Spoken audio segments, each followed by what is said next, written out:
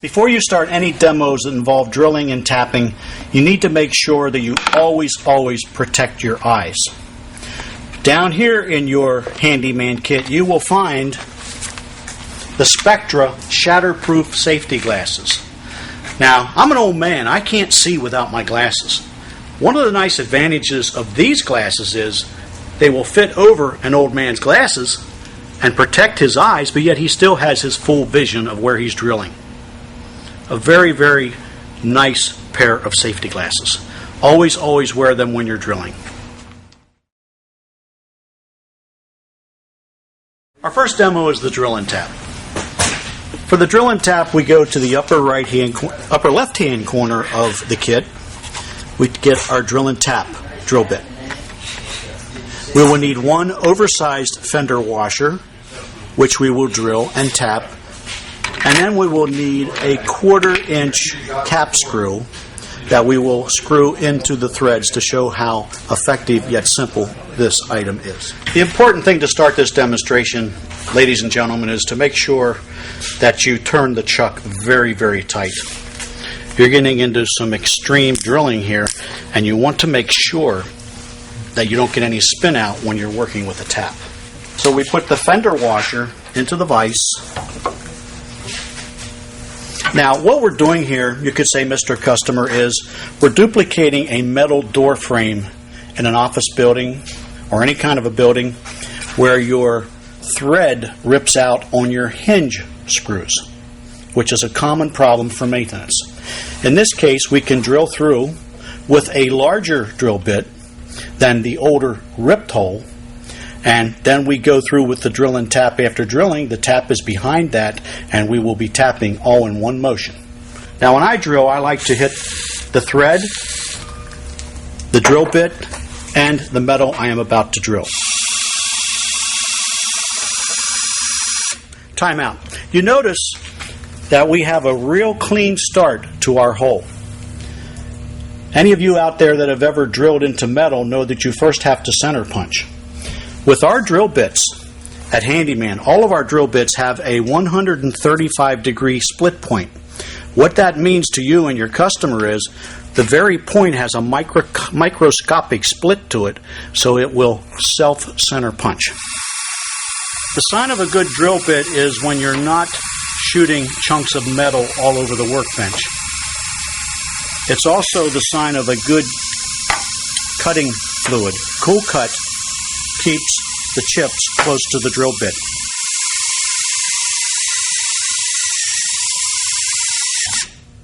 Now we have gone through. Just before you go through, back off on the pressure. You never want to stomp your threads into the hole. Now I always reverse my drill bit by pushing the reverse button, and I back out. I want to get a nice clean thread in here by slowly starting my thread.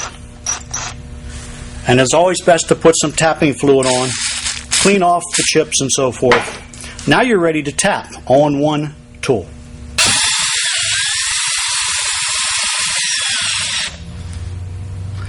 I've taken my thread through. Now I bring it reverse back. Now to get a nice clean cut, I like to go in and out twice. One reason is when you're demonstrating in front of your customer, if you only go through once, your cap screw can seize in the threads a little bit. You want to have a nice clean thread, so by going through twice, you will have a clean insertion. Wipe off our work. You don't want any metal burrs in that thread. Then we take our 1/4-20, this is called a 1/4-20 cap screw, and we simply thread it into the threads. Now what we've done, we're simulating replacing that hinge screw on that metal door frame with a nice, clean, solid connection or fastening where you had a ripped screw before. Now this has many, many different uses. It can be on the side of a tow motor, on the side of a sheet metal truck body, anywhere you want to be able to thread and attach something. Let's say you're putting new stainless steel running boards onto a Mack truck. Your customer can actually use the drilling taps. Now in my hometown, the meter department for many, many years used a drill bit, and then they came back with a tap. When they put the new meters on every spring, a lot of the fastener cap screws were ripped from the year before. Now they take a drill and tap, one size larger, they go right in there, retap, and they put their new cap screw on and move to the next meter. Good, easy way for the meter departments to get out of what was once a very expensive, time-consuming jam. In the shop we were in today, and you need to look around the shops you're in, as you always do, selling chemicals or anything else, we found a piece of bar stock where our customer was very, very creative. He wanted to get a stainless steel cap screw into a piece of bar stock. He could have taken the drill and tap and drilled and tapped and had a very good fitting.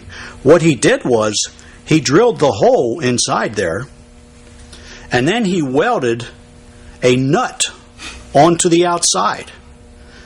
Then he had to let that cool down. Then he tapped this cap screw into his nut. A lot of people do it that way. You never get a good square job. It's a very sloppy way of doing it, but it's also a very popular way of doing it. Drill and taps can make this less time consuming and get the job done quicker. Once again, we apply our cool cut.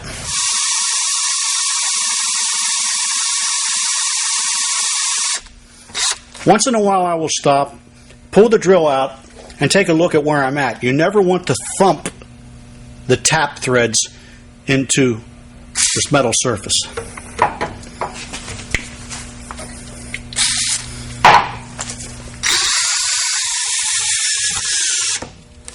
Now we're through, we stop, reverse it to get a good clean start to our thread. Wash off the junk. Turn it on forward, cut your threads twice, just like before. Reverse, forward, reverse. Now we've got a nice, clean, double cut thread. Clean off your surface real good. You don't want any metal burrs stripping your threads. Grab another cap screw from the top of your toolbox, or your kit, I should say. Simply screw in the cap screw.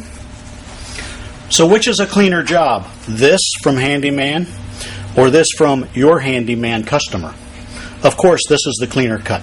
There you go. Look, Ma, no welding. At a lot less time. Folks, if you get an opportunity to find something like this lying around the workbench or somewhere in the shop, ask your customer once you do it if you can keep it. In fact, I'm going to keep this. My customer said I can, and I'm going to show future customers what we can do for them, how much nicer their work can look and how much easier it can look, and how we take them out of the welding and the crooked fitting and everything else with a nice, straight cut, no welding, no nut. Saving time and money. Our next demonstration is called the Dynalloy Posi-Grip Twist Drill.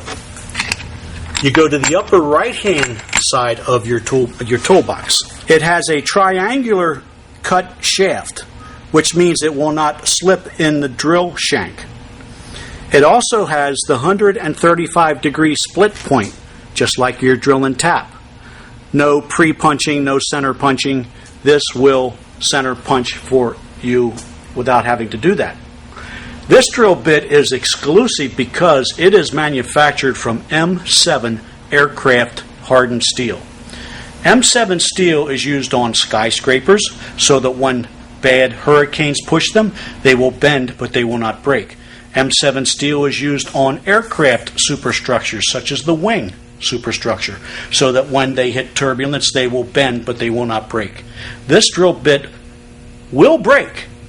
I have only ever seen one break on this demonstration. They're that good. What I'm going to do is I'm going to take the second item that we need for this demonstration, which is a grade 8 cap screw. Now, how do you know what grade a cap screw is? That's very simple. If you look at this cap screw, you will see 1, 2, 3, 4, 5, 6 lines, counting the double line. On cap screws, you always add 2 to the lines. That's a grade 8. If you see 3 lines, it's a grade 5. So that is a grade 8 cap screw. What is a grade 8 cap screw? A grade 8 cap screw is a cap screw you'll find on heavy equipment like a Caterpillar tractor. You'll find it on a tow motor. You'll find it on heavy landscaping equipment. It's a cap screw they do not want to break. Most shops you go into will have the silver cap screws. They are the grade 5. The grade 8 is very hard, one of the hardest steels known to man, and we are going to drill a hole in it with the Dynalloy Posi-Grip drill bit. When doing this demonstration, just like any drilling demonstration, you want to make sure that you put your item being drilled into the vise extremely tight. You don't want any slips, any broken knuckles, no injuries, no accidents. Now, what you can tell your customer at this point is, Mr. Customer, Mrs. Customer, I'm going to do this demonstration without cutting or tapping fluid. And he'll say, well, I've got to see this, or he'll just kind of fold his arms and say, I'll wait and see. But we're going to drill through the side of this cap screw.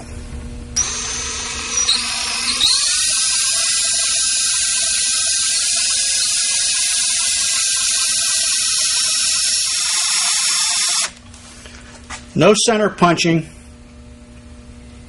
no cutting fluid, 135-degree split point gives you your nice straight start.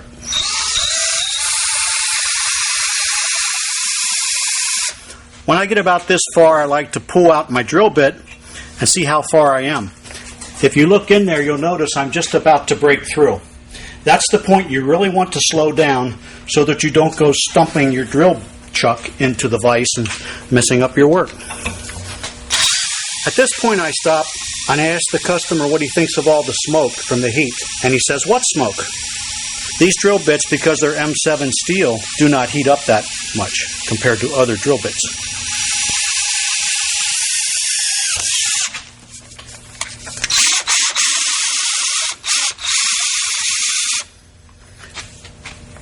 What you've just done is you have drilled through a grade 8 cap screw. Your customer has probably now unfolded his arms, and he is now full of belief instead of disbelief, because I'm sure most people would believe that you will not drill through a grade 8 cap screw. Now you show the customer the bend qualities of the drill bit.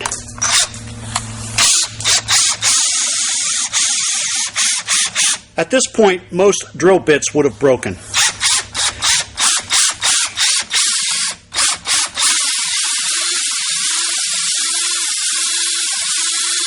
We've all done this on a board in our shop at home, but we've never done it on a grade 8 cap screw.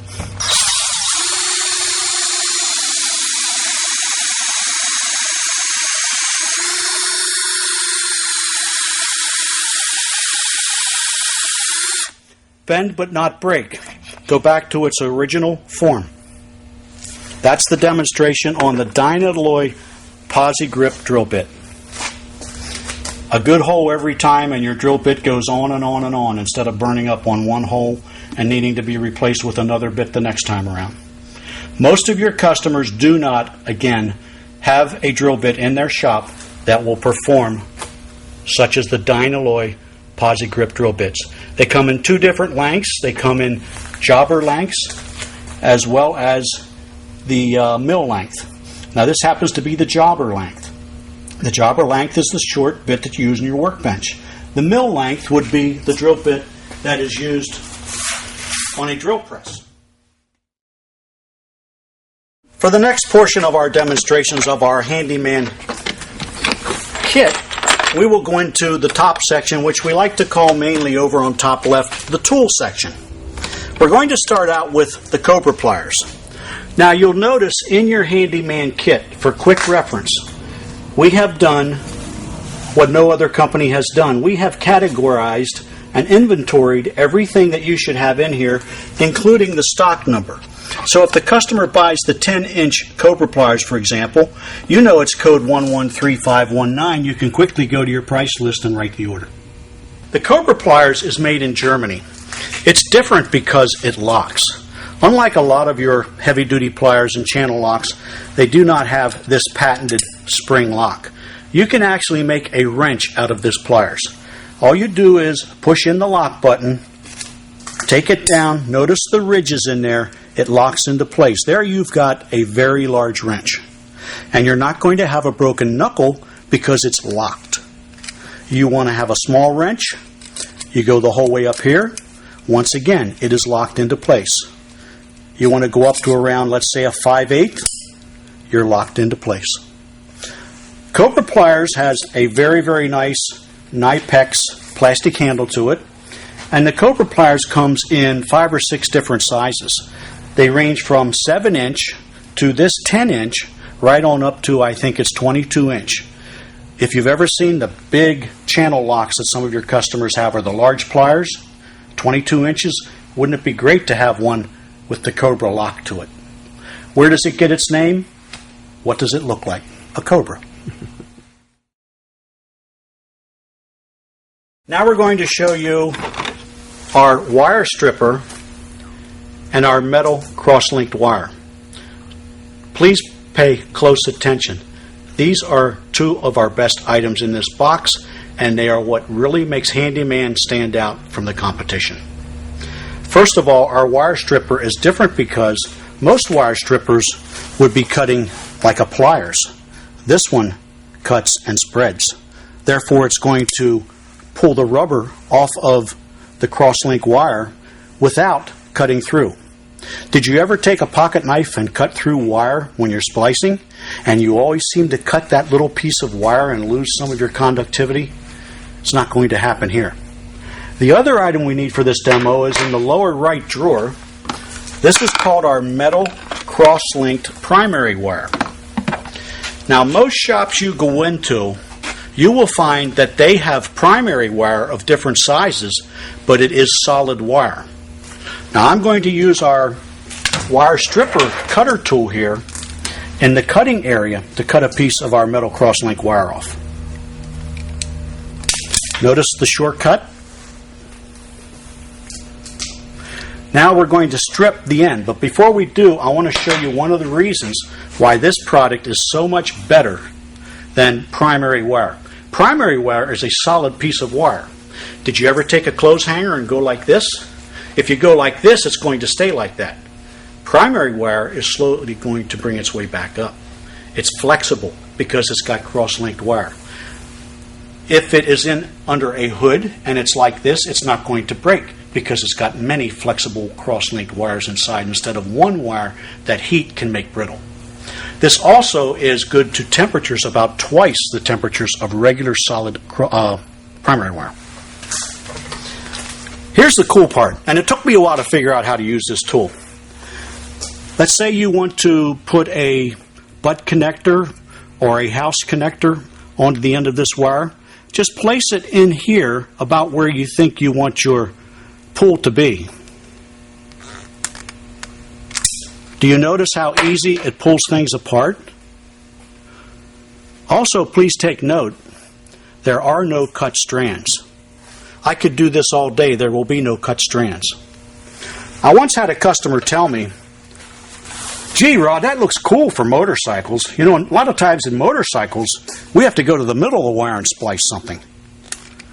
With this product, you can go to the middle of the wire and splice something.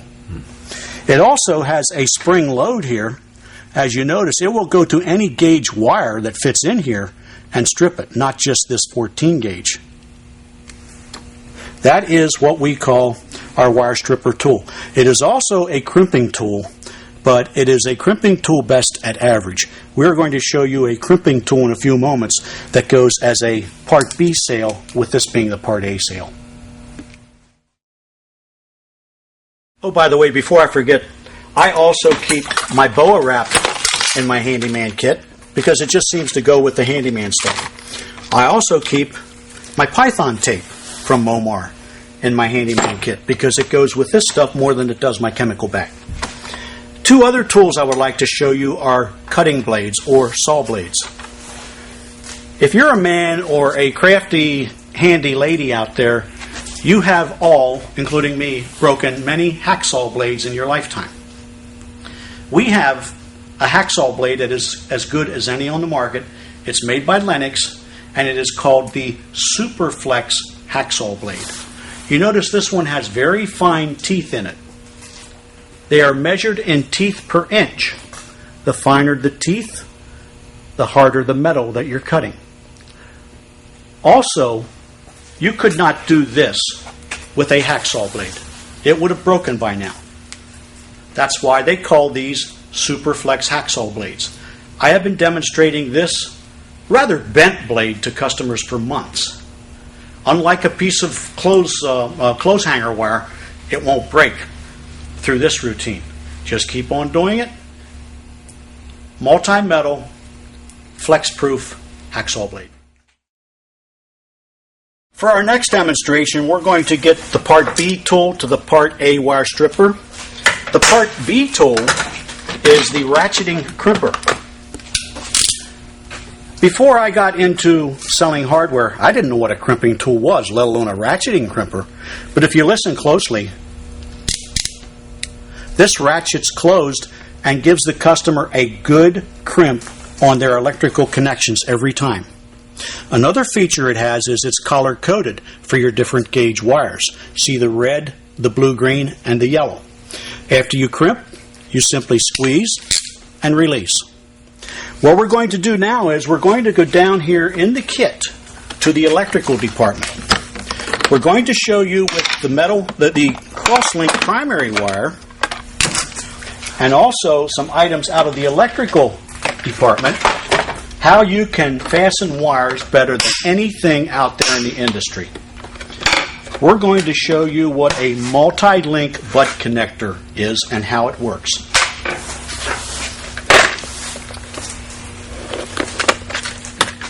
This is our butt connectors. We list them up here as good, better, and best. The shrink and seal terminal is one that you just put the wires in and then you heat shrink it, which seals it. The solder and seal terminal, you crimp, solder, and seal. But you notice that it does not have as much metal in as best, which is our multi-link. The multi-link has your solder, your crimping area, and your shrink tubing to seal.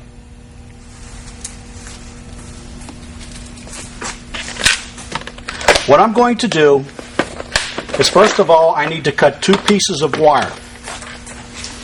Once again, I've got my great wire cutter on my wire cutting and splicing crimping tool. The wire stripping tool gives you a good cut every time. We'll need to make our 2 wires that we're splicing together.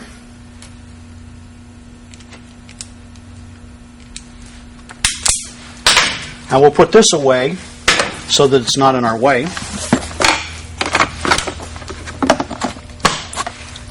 Now we need to strip the wire off of 2 ends of the Crosslink primary wire so that they can go into the butt connector. Simply put, easy job.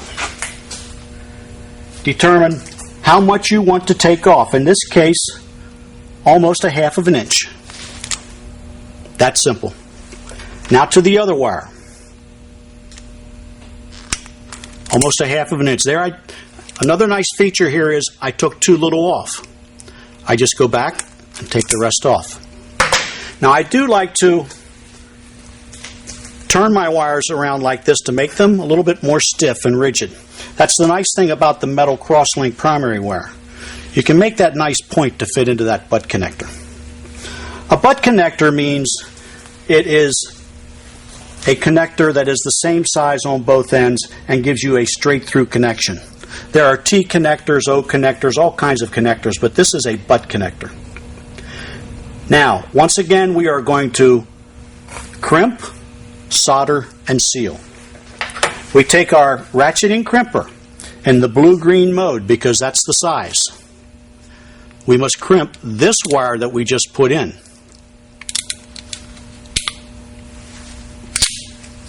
You get a good solid crimp every time. We would not even need to solder this wire. It is in there for good.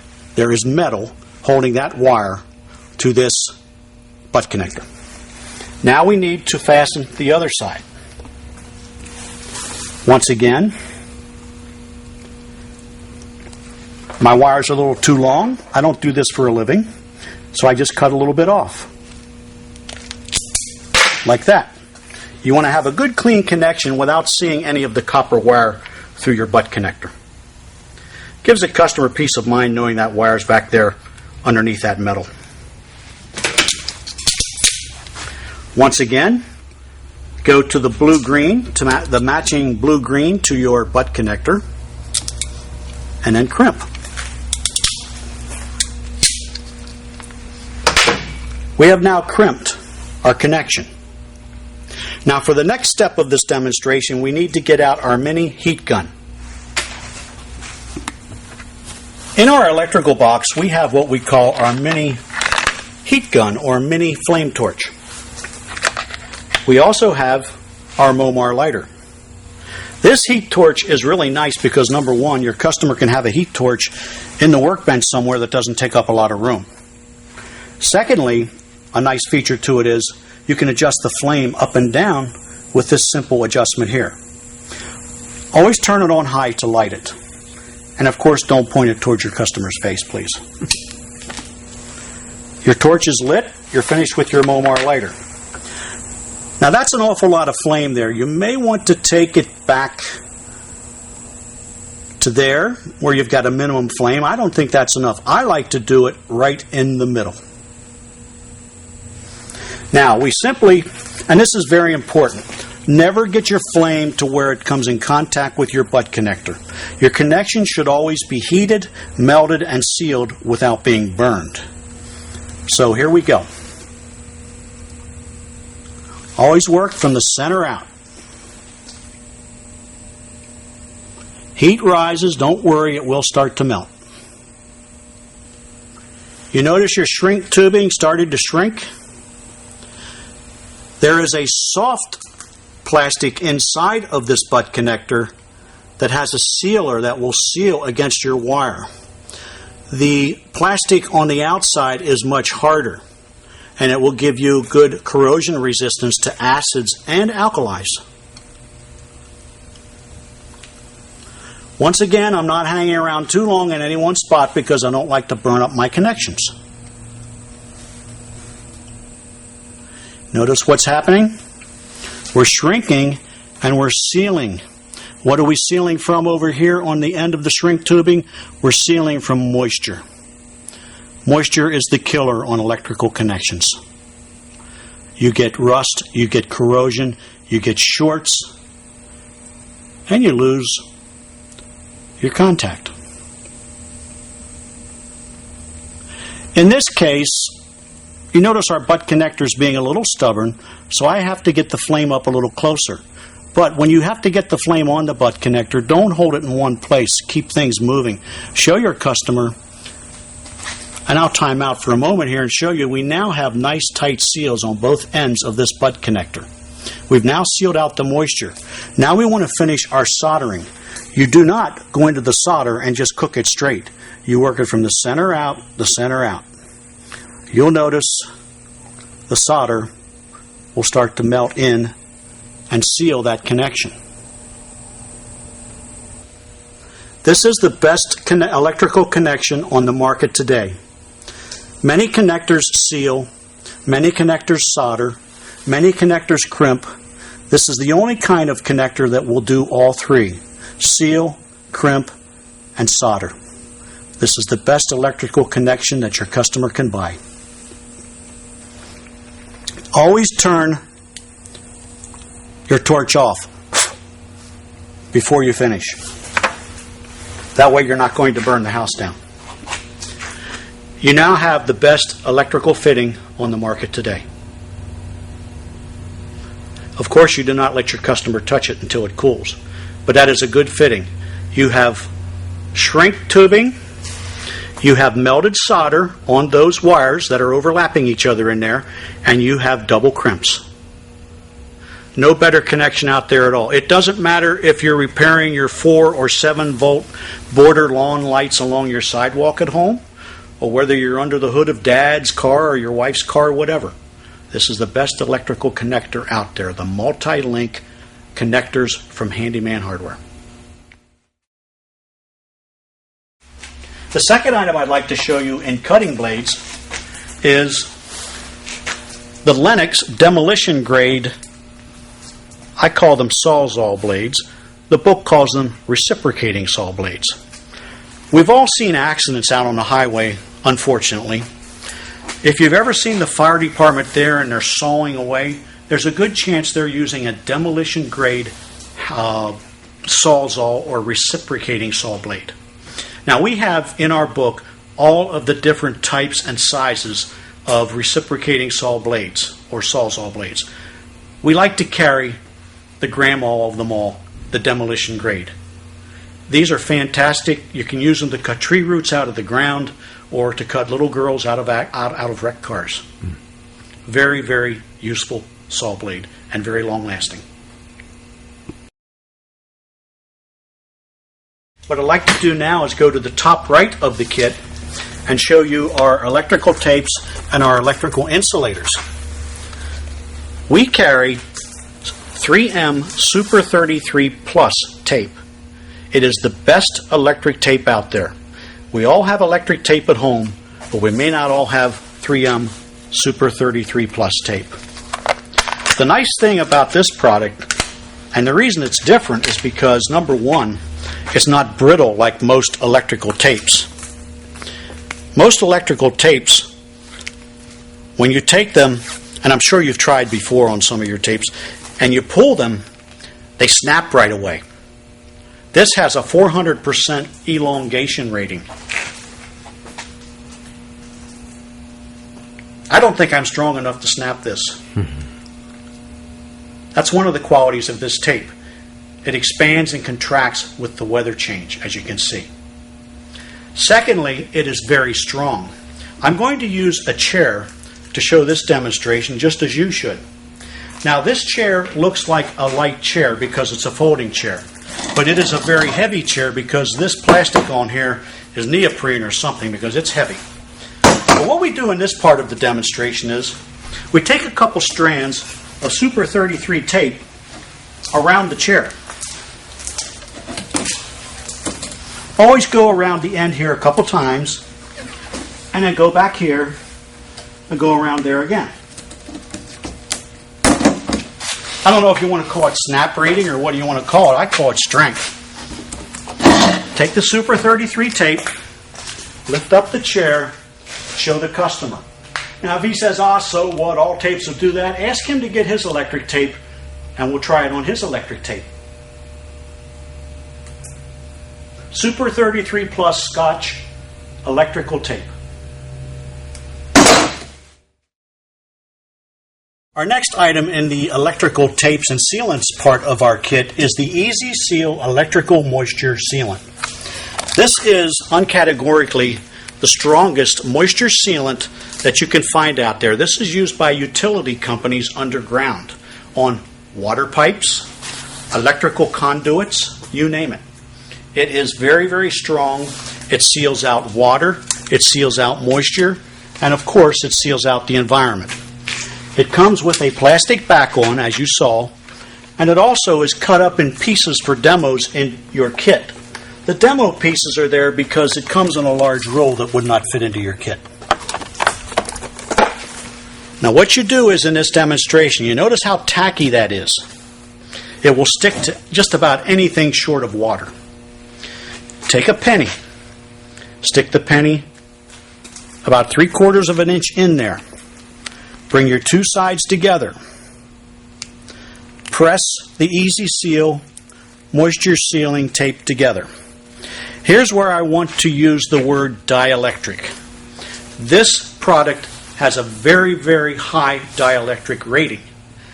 Copper is what they have for the most of the time in their conductive wiring inside this stuff. So in this case, what we're going to show the customer is A, how well it seals, and B, how it seals airtight. Here's the hard part. And that's good that it is the hard part. And remind your customer that. You have to work to take this apart. You notice the seal. Very, very tough. Sometimes I start on one end and I have to go to the other. The longer it takes me, the better it looks to the customer. I'm going to be quiet now because I want you to listen closely.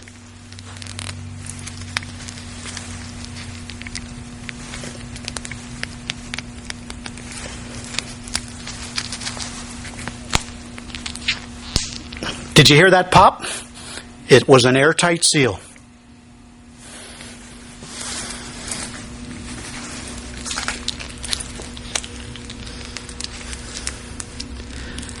And there, Mr. Customer, is your copper. It was well insulated. Great. From both moisture, elements, and air. The next two items in the top right corner of our first level are what we call amalgamating wrap. A-M-A-L-G-A-M-A-T-I-N-G. It amalgamates. To amalgamate means to bond to oneself. These two items that I'm going to show you now are self-fusion tapes. When you want to go around a water pipe, a sewer pipe, an electrical connection, and have something that will shrink onto itself and become solid, dielectric, non-conductive rubber, this is the ticket. The trick to this demo is when you go into the customer, you first want to pull the corner off of the back of the tape.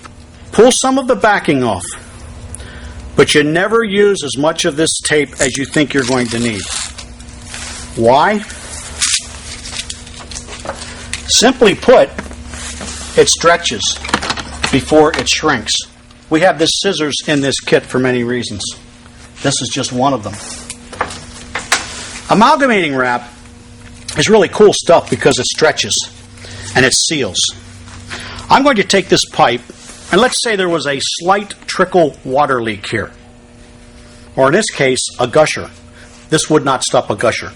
But just for conversation and visual sake, let's take it around the big hole. First thing you do is you put your finger on the tape and you stretch the, as my grandpa would say, devil out of it. You see what I'm doing? I'm pulling this tape 4 to 6 times its original size.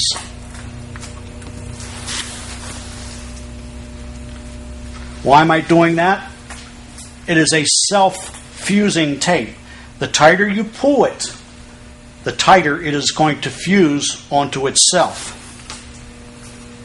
And what you tell your customer is, this will seal onto itself and make a solid rubber fitting by the time you come into work tomorrow. And by the way, if you order some today and you can peel this off with your fingernail tomorrow, I will give you the purchase at no charge. It will be a solid rubber clunk. It will not peel off as tape. It amalgamates or seals, shrinks onto itself. The other tape we have is, of recent years, a popular item at Momar. It's called our Python tape. Python tape is different than amalgamating wrap because it's got a higher dielectric rating, and it also is more impervious to elements, water, caustics, alloys, and so forth because it's a silicone base. But we're going to show you what it does on the other side here and leave it for the customer, and he will see the difference between the two. He may buy the lesser expensive one today, but the next time you come around, he may want the better one. Once again, this one's a little easier to use than the amalgamating wrap. We just pull the plastic backer off, take our Handyman kit scissors,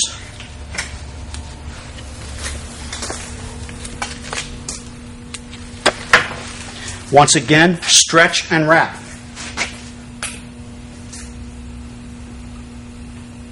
As my grandfather would say, stretch the devil out of it, boy. Once you get it started, you can let go and bring it around again. This could be that PVC fitting that just didn't take to the glue, and you're getting a little bit of a moisture leak. This could be an airline fitting. You're getting just a little bit of an air leak. The more of this you put on, the thicker rubber seal you are going to have.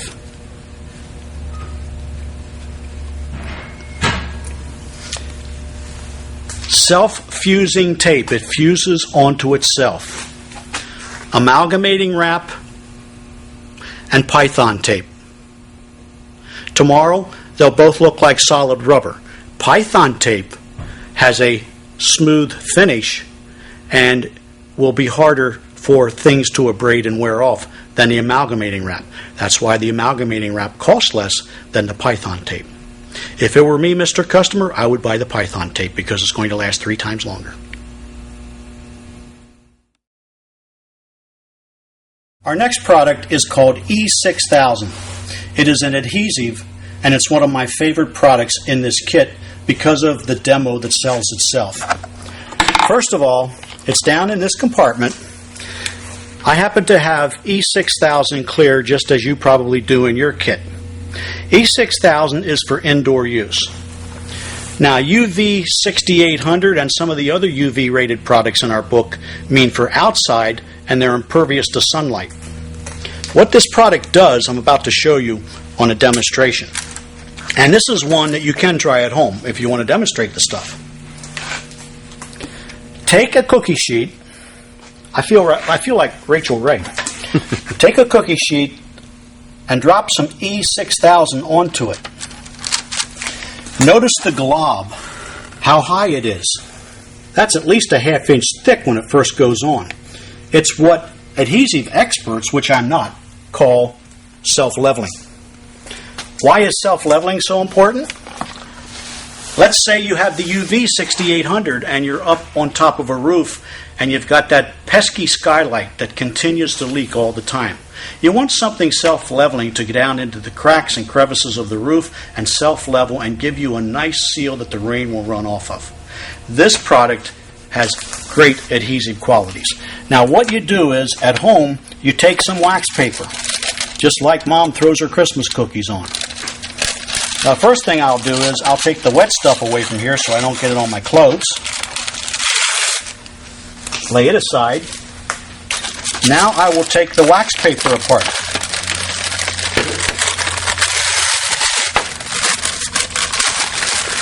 This stuff is so good, it will penetrate one piece of wax paper to the next.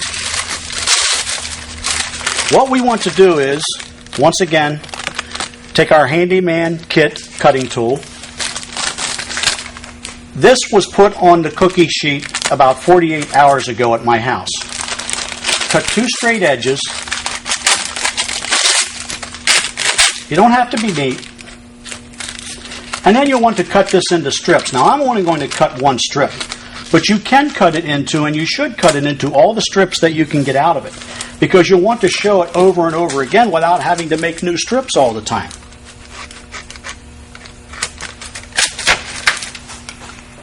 This product has a 700% elasticity rating. Now, if you don't know what elasticity rating is, 700% elasticity rating means this can be stretched 7 times its original size without breaking. Now, Mr. Customer, if I had my customer here, I would ask him to stand with his foot against mine, and the 2 of us would pull this product. And we would probably get it to about 500%, and then we just couldn't pull it any farther. It would probably snap at about 7 times its size, but I've never been able to get it stretched that far before one of us falls over. You notice the elasticity of the product is 0 until you get the wax paper broken. The adhesive qualities of this product are so good that you have to work to separate it from wax paper. That's almost unbelievable. That's an adhesive. Now, I'm not going to pull this 700% today because I'm not that strong. But you can see right here the elasticity of this product. It's never going to need to expand and contract this far. Then what I normally do is I hand it to the customer and I let the customer touchy-feely. What do they say in law? Possession is 9/10 of the law. It's very hard to get this wax paper off there. They can see it's a good adhesive. It's also very hard to pull it and break it. They can see the elasticity of it. Now, you have a roof patch. You have seasonal freeze thaw. There's your seasonal freeze thaw. This can be used to patch an HVAC drip pan on an air conditioning unit. It can be used to reseal a windshield to a car. This product has so many uses. You saw the elasticity. You saw the gluing abilities that it has. Also down in the lower right-hand part of your kit is our old friend, the fender washers. We have a pair of fender washers that have been glued for 8 hours, about 2 weeks ago, but for 8 hours, which made them as sturdy as they are. In 8 hours, E6000 put on half of a fender washer will become this strong. And you can dare your customer to break them apart. It's impossible. Don't ask me why. You see how flexible it is when it's thin. Very, very strong adhesive. You put that on thick? You can put it on as thick as you want. It's self-leveling. This was put on, you notice how the half-inch glob fell? Right. I just put a little round spot on, left it spread out when I put these two together. But if you look closely at the washers, there's not a whole lot of adhesive between them.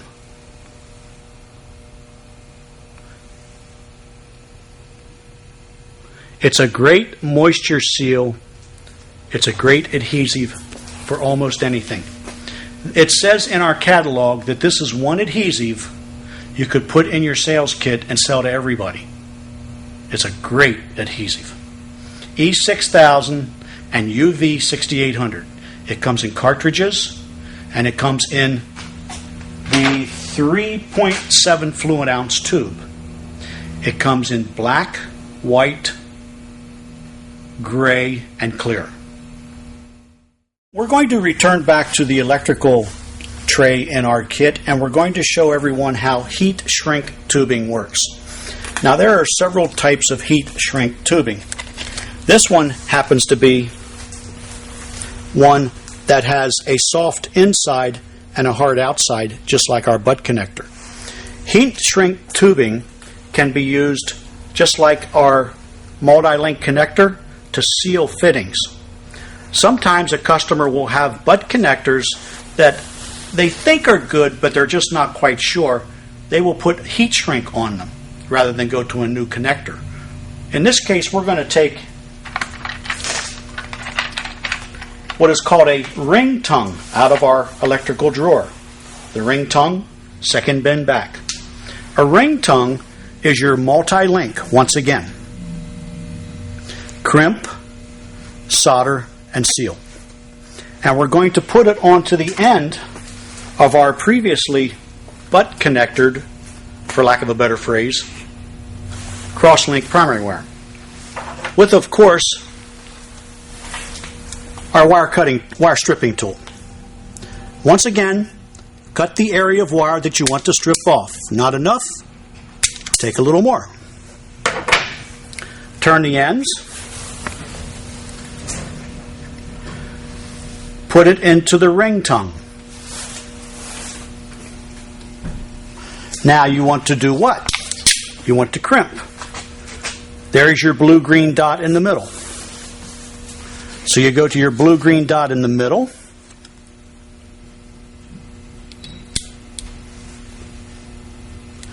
And you simply crimp.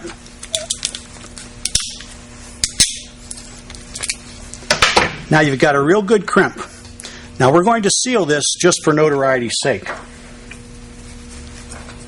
Now we have lit our torch once again with our Momar lighter. Now we have a little bit too much heat again, so let's turn our heat back. Now we're going to melt our ring tongue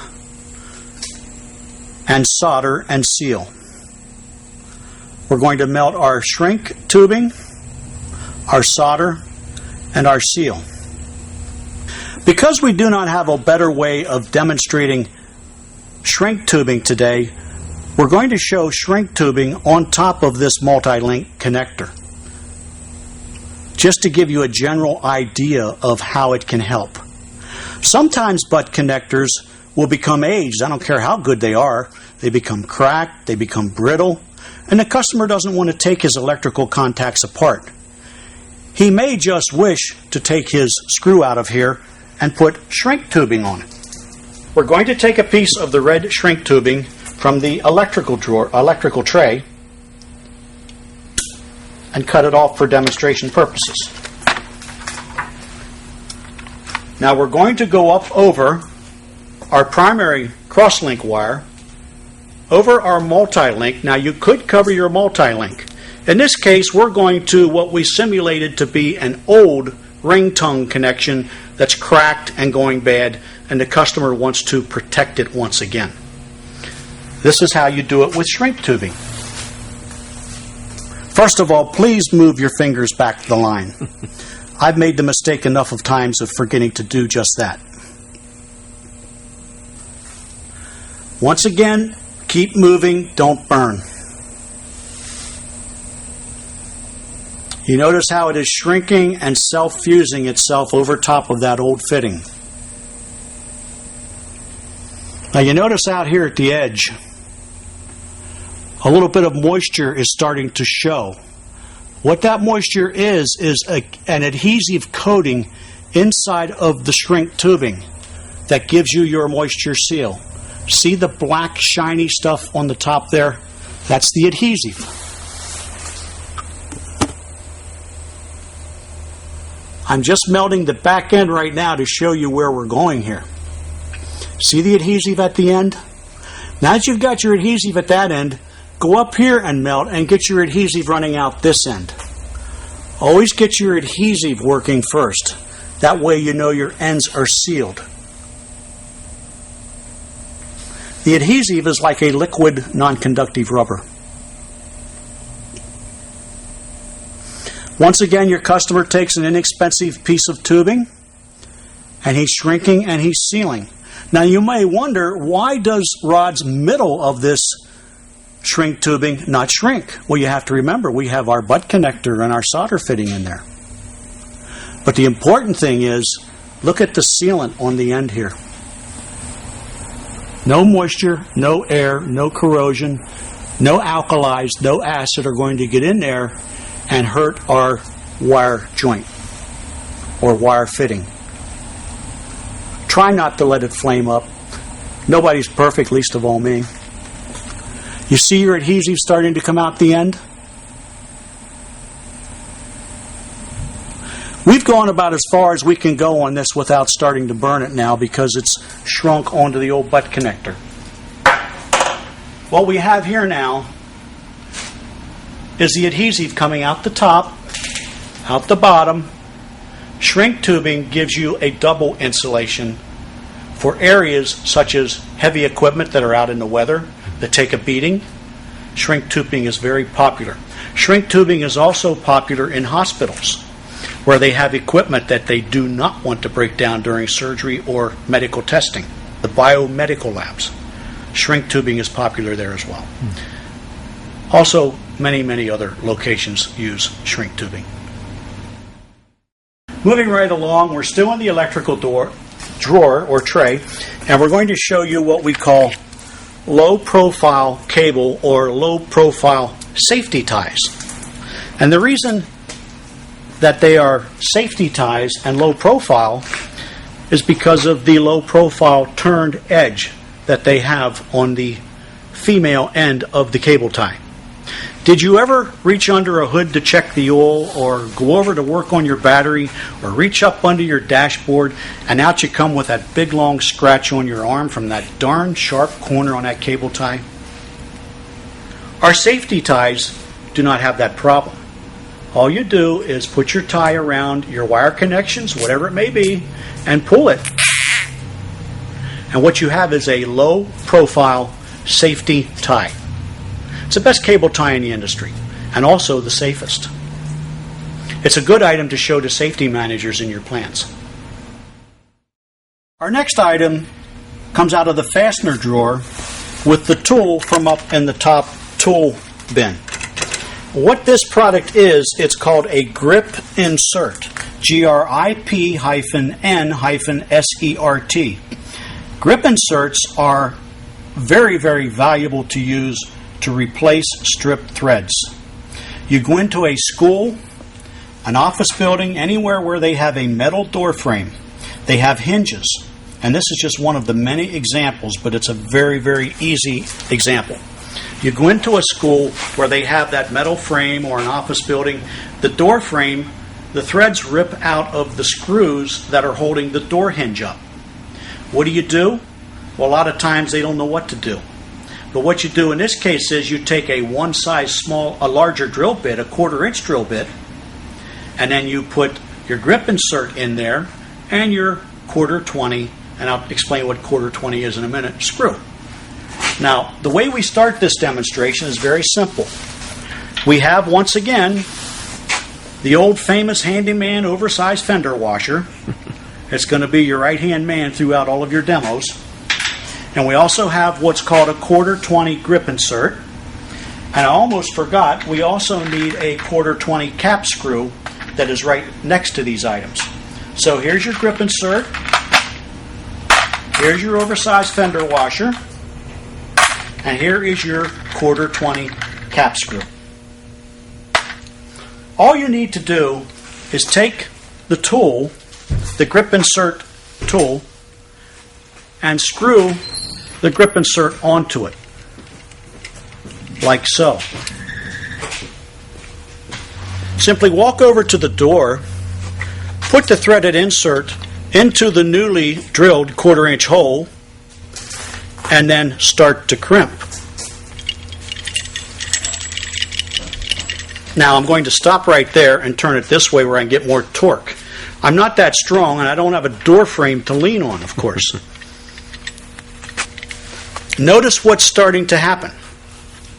The threaded insert is starting to spread and the knurled cuts are spreading out and digging into the hole, so that it is ensuring that the new screw holding the door hinge on will not turn or slip. Once again, phase by phase. That knurled edge will not allow the screw to go so tight that it rips the thread or turns in the hole. There is your completed threaded grip insert, or threaded insert, some people call it. Now you simply remove it from the grip insert tool, or remove the tool from the door frame. If you were taking it out of the door frame, naturally you would back it out with this tool, this part of the tool here. There is your threaded insert. I like to carry this in my pocket all the time in case I forget to take my handyman kit in. This makes a nice add-on because these aren't cheap, but they're effective and they make a nice add-on to get a handyman order after your Momar order. The idea is to have this small demonstration lead to these, which is a very large assortment tray that was sold to this customer last week for close to $1,000. You notice what you have in here is your different threaded inserts of the various sizes. You also have what we call the mandrel tools and the grip insert tool. The mandrel tool goes into the grip insert right here based on the threads that you need for the various size grip inserts. You notice the grip inserts come in 7 different sizes. And then in the future, of course, the objective is to keep these filled for the customer so that he doesn't run out of grip inserts and so that you don't run out of money. Reorders. Reorders. That's what it's all about. Our next item is another adhesive. It's a major breakthrough in adhesive technology. It is called Cyanoacrylate glue, or adhesive. This is not your father's super glue. It's in the number 2 fastener drawer in the back part of the bin. The secret to this demonstration is the less adhesive you use, the better bond you get. Once again, we take 2 of our old friends, oversized fender washers, and you notice they're conveniently in your fastener tray, for this adhesive demonstration. Forgive me for saying glue. Please call it adhesive to your customer. Cyanoacrylate adhesive. Cyanoacrylate. Your goal is to get 3 very small amounts. Very, very small amounts. You don't want to stand here and soak that side of the washer. What will happen is it won't bond. It needs to mix with air in there and do its job. You place them together like this. Do not get it on your skin. If you think super glue used to stick to the skin, you don't want this stuff on your skin. And then you stand for 30 seconds, talk to your customer about the kids and Christmas, Easter, whatever's coming up, and buy time for 30 seconds, and then this is what you get. After 30 seconds, you can dare your customer to break them apart. Cyanoacrylate adhesive bonds like a weld. I cannot break these washers apart. Very, very great adhesive. No one needs to tell you where it's valuable for usage. You can use your own imagination. It's good everywhere, including underwater. Back to the fastener drawer, fastener tray number 2, to a product called 3M Dual Lock. I'm sure everyone knows what Velcro is. This is industrial grade. I don't like to call it Velcro. But basically, it's thousands of little mushrooms that stick together and are very, very hard to come apart, even under high winds. I happen to live along the Atlantic coast in Delaware. This is used for tying down tarps on boats when they put them up for the year, and the tarps don't blow off. It is a very, very strong bond. The mushrooms go in and they cap each other. Very strong bond. It can be used for tie downs on tarps on tractor trailers. It can be used on numerous things, outdoors, indoors. 3M Dual Lock fastening system. The next demonstration is called screw grab. It gets a lot of people out of jams when they rip the head off of a screw, normally in hardwood. Screw grab is a paste with a grit in it, and it just really does a great job. It is in the number 2 fastener drawer front. Ask your customer to loan you a Phillips head screwdriver, and then pull out your screw grab, go to drawer number 3, and pull out a Tech drill and tap screw, which is a self-drilling screw. Your objective is to screw this into something hard and rip the head. So let's walk down the workbench to a hard block of wood and see if we can rip this and then mend it. We're going to go into this block of hard wood with a self-tapping screw, and we're going to screw it into the wood as you see here.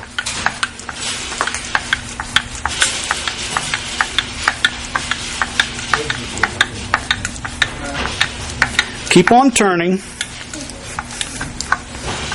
Beat the head of the screw up. Remember, the harder the wood, the easier it is going to be for you to beat up the screw. I had to really beat on this for a while and screw back and forth until I got the screw head broken up. But a good thing is you can save your broken screw for future demonstrations. You can put the screw grab on to turn it into the next block. So now that we cannot get it back out because it is completely, as my granddaddy would say, boogered, we unbooger it with screw grab. Some people put it on the screw head. Some people put it on their screwdriver. Doesn't take a whole lot to do the job. You can see it is a gritty paste. It's a friction paste. It will grab onto those slippery parts and make it very simple to remove that screw. Just remember back all those years of your life, all those screws that you could not get to back out. You would have to drill them, tap them out. Job is done with screw grout. The next item is in tray number 3. It is called a raw zip-it anchor. As you can see there, that is a super anchoring device for wallboard. Remember all those times the picture fell off the wall, the mirror fell off the wall, or the telephone fell off the wall because it wasn't fastened properly? Whether it be thin paneling or plaster, this is great for fastening pictures, mirrors, and electric appliances such as telephones and computer parts onto wallboard walls. It's got the large thread that goes in and gives you a great bite into the wallboard or the paneled surface. Secondly, all you need to do is take a Phillips screwdriver, put it into the raw zip-it anchor, and it is self-tapping. If you notice the point here, a lot of contractors and customers will just take and tap it with a hammer into here and then simply screw it into the wall. Someday you don't want it. Remember those old toggle bolts you could never get out of the wall and you had to tear that big hole in the wall? You simply unscrew it from the wall, plaster the hole shut, paint the room, whatever. The raw zip-it anchors come in nylon, such as we're showing here, and they also come in a steel zinc combination. I like the nylon one that you're looking at because of the fact that it will not electrocute the customer if they put it into a wall that has a wire running up the wall. This is much safer. The next item is in drawer number 3, again, tray number 3. I keep wanting to call our trays drawers, but it doesn't matter what you call them as long as you get the job done. In the back corner of tray number 3 is what we call our screen cloth. You may have seen this before, you may have not. It comes in large sheets. This size happens to come off of a large roll, and it comes in several different sizes. This is an 80 grit course. What you have here is a nylon mesh, like a nylon window screen, only it is of a thicker gauge of nylon. It is coated with a carbide coating to make a very, very good abrasive, and a flexible abrasive unlike paper. What we're going to do is, and what I normally do is I ask my customer for a piece of copper tubing or an old piece of zinc pipe or an old steel pipe that's rusted, just to show what you can do before you solder, before you weld, whatever. In this case, we have a piece of steel pipe in the vise. You can be the shoe shine boy, or you can be the scrubber. However you decide to do it, screen cloth will get the job done to where you can make a super joint in your pipe when you're putting it back together. When you go to put a nipple on that piece of pipe, it's going to be much better off than it was with all that thick coating of rust on it before. You notice the value of screen cloth? If this were sandpaper by now, the paper would be cracking in the back, the sand would be cracking off the sandpaper. Not with Handyman screen cloth. This is also awesome on copper tubing or PVC that is a little bit dirty or, as they say, torn up on the end, and before you put the PVC glue on or the solder on the copper tubing, you need a nice, clean, natural surface of that metal or plastic. And what you're getting here is a nice, clean surface to put together with the nipple fitting, the nipple joint, whatever it may be.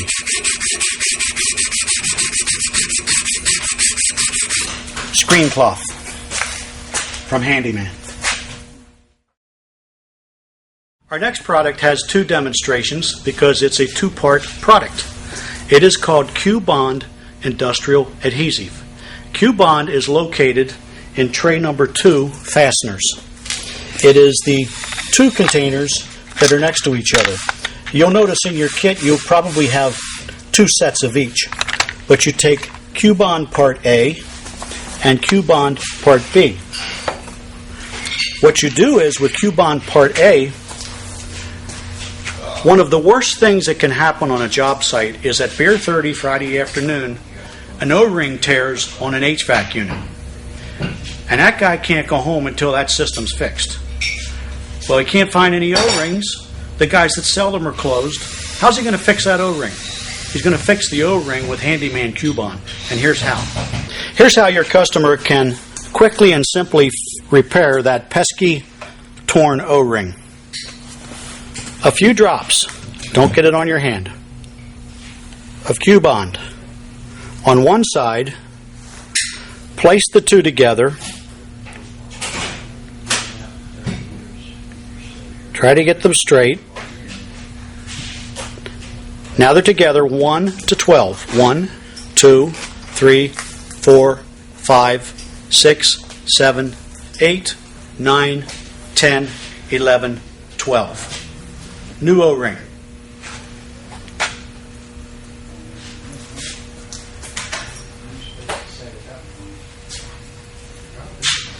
Your O-ring is welded together. It's like welding rubber. That's the Q-bond industrial adhesive. The second part of the Q-bond demonstration is take your Q-bond demonstration board out of the top tray of your Handyman kit. Notice that the second part is a filling powder or a build-up powder. You can fill a crack or you can build up.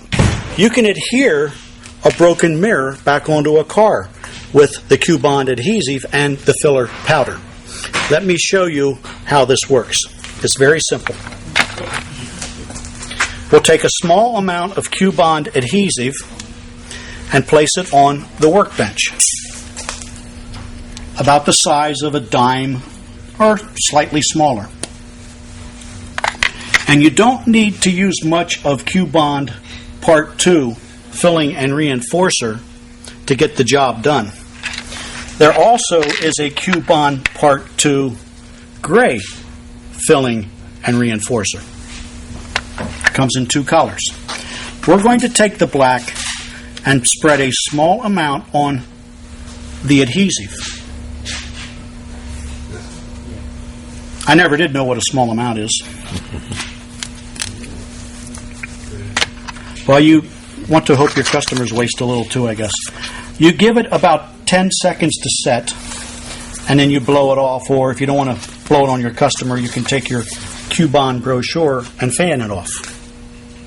The Q-bond brochure, and you can show this to the customer while you're buying time for the product to set up, shows many uses for it, such as a cracked auto part like a distributor cap where it connects to the block or the head. Reflector, plastic broken, it holds a reflector. PVC, broken mirror. All these uses. The uses are endless. Now, come back, fan it off.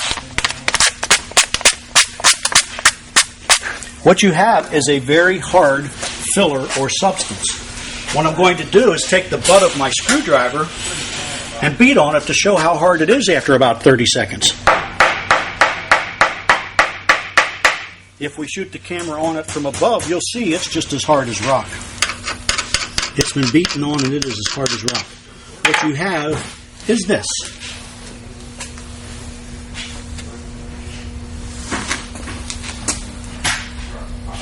A build-up adhesive or a filler adhesive.